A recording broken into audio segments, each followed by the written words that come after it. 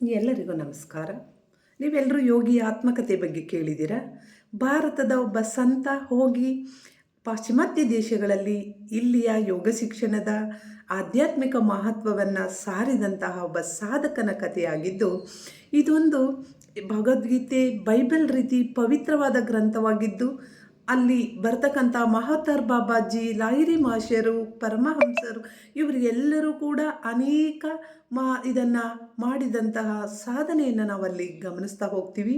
ಅಂತಹ ಕೃತಿ ಇಂಗ್ಲೀಷಿನಲ್ಲಿ ರಚನೆಯಾಗಿದ್ದು ಕನ್ನಡಕ್ಕೂ ಕೂಡ ಅನುವಾದವಾಗಿರೋದು ನಮ್ಮೆಲ್ಲರಿಗೂ ಸಂತದ ವಿಷಯ ಆಗಿದೆ.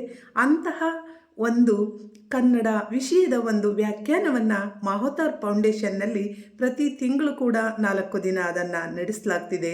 ಅದರಿಂದ ನೀವೆಲ್ಲರೂ ಆ ವೇದಿಕೆಯಲ್ಲಿ ಭಾಗವಹಿಸಿ ಆ ಯೋಗಿಯ ಆತ್ಮಕಥೆಯನ್ನು ನೀವೆಲ್ಲರೂ ಆಲಿಸಬೇಕು ಅಂತ ನಿಮ್ಮಲ್ಲಿ ಮನವಿ ಮಾಡ್ಕೊಳ್ತೀವಿ. ಧನ್ಯವಾದಗಳು.